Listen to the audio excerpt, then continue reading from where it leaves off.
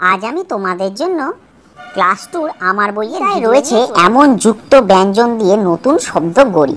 তাহলে আমাদেরকে নতুন শব্দ গড়তে হবে। একটা যুক্ত ব্যঞ্জন যেমন দন্তে শয়তয় ছিল বা এগুলো সব ছিল। প্রথমে দেখো একটা করে দেওয়া হয়েছে মস্তক, ম দন্তে শয়তয় ক, মস্তক। ঠিক আছে, তাহলে আর একটা এখানে দেখো ড্যাশ দন্তে শয়তয়, তাহলে আমরা এটা কি করতে পারি, মস্ত, ম দন্তে শয়তয়। ঠিক আছে, তাহলে তোমরা তোমাদের বইতে কিন্তু এইভাবেই পূরণ করে নাও। ঠিক আছে, এরপরে দেখো উয়াই গয় দীর্ঘই আছে, তাহলে আমি যদি এখানে দন্তের স বসাই তাহলে দন্তের স উয়াই গয় দীর্ঘই হয়ে গেল কি সঙ্গী। এরপরে দেখো উয়াই গয় রয়েছে, তাহলে উয়াই গয়ে যদি থাকে তাহলে আমরা কি বলতে পারি, এখানে দন্তের স যদি বসাই দন্তের স উয়াই গয় সঙ্গ।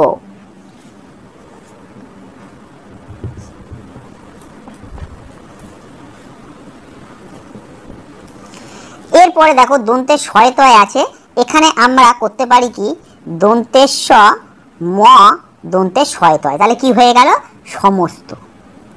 ঠিক আছে, এরপরে দেখো চয় ছয় একার আছে, তাহলে আমরা যদি এখানে হর্ষই বসাই তাহলে হর্ষই চয় ছয় একার ইচ্ছে।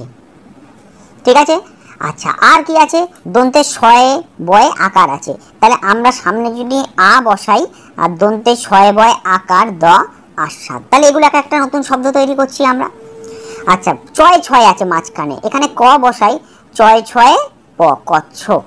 ঠিক আছে, এছাড়া অন্য কিছুও কিন্তু হতেও পারে, তাতে কিন্তু কোনো অসুবিধা নেই।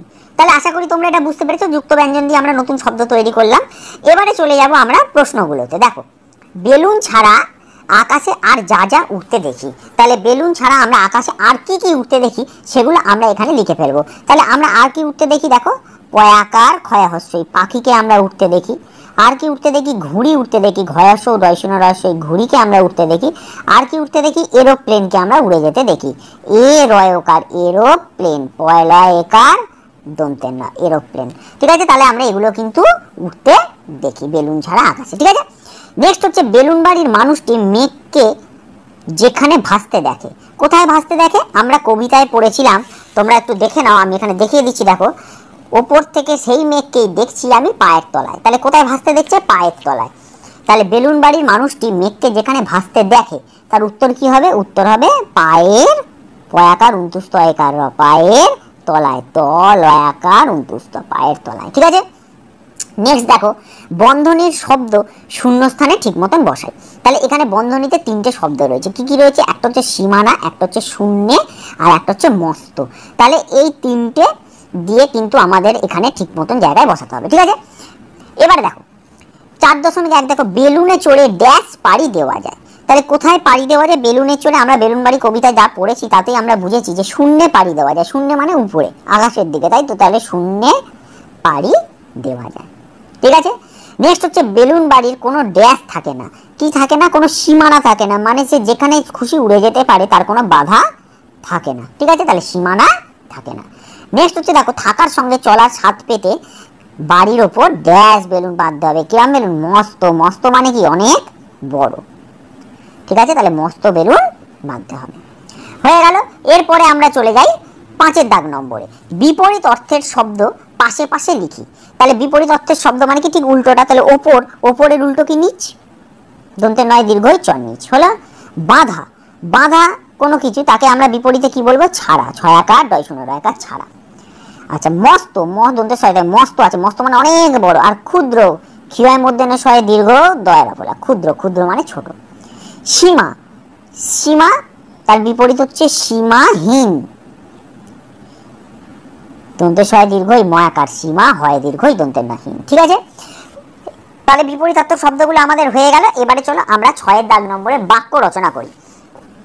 তাহলে দিন, ঠিক আছে, তাহলে দিন দিয়ে আমরা কি বাক্য রচনা করবো, চলো আমি এই সাইডে যে জায়গা আছে সেখানেই আমরা ছোট ছোট করে লিখে ফেলি। দিন, দেখো দিনের বেলায় বাইরে প্রখর রোদ, প্রখর মানে দিনের বেলায় বাইরে প্রচন্ড রোদ, প্রখর মানে কি খুবই রোদ। নেক্সট হচ্ছে শূন্য, এই শূন্য মানে কিন্তু এই জিরো বা গোল্লা নয়, এই শূন্য মানে সেই মহাকাশে যে শূন্য সেই শূন্য। তার কারণ হচ্ছে যেহেতু আমরা এই কবিতা থেকে করছি, এখানে শূন্য বলতে সেটাই বোঝানো হয়েছিল। তাহলে আমার ঘুড়ি এখন শূন্যে উড়ছে, আমার ঘুড়ি এখন শূন্যে উড়ছে, হয়ে গেল। আর আছে নিজের, আমার নিজের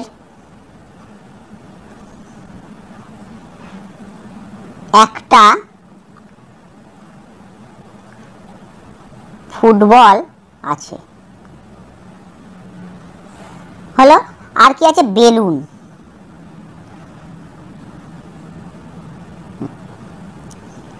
আমার বেলুনটা ভাই ফাটিয়ে দিল। দেখো, তাহলে আমরা এই চারটে কিন্তু এই যে বাক্য রচনা রয়েছে সেই বাক্য রচনাটা কিন্তু আমি এইখানে কিন্তু চারটে তোমাদেরকে করে দেখিয়ে দিলাম। এই বাক্যগুলো তোমরা কিন্তু অন্যও কিন্তু লিখতে পারো। তাহলে আমার আজকের ভিডিও এই 129 নম্বর পৃষ্ঠা পর্যন্ত থাকলো। আবার দেখা হবে পরবর্তী কোনো ভিডিওতে। আর যদি আমার চ্যানেলটা এখনো সাবস্ক্রাইব না করে থাকো তাহলে অবশ্যই চ্যানেলটাকে সাবস্ক্রাইব করে দিও।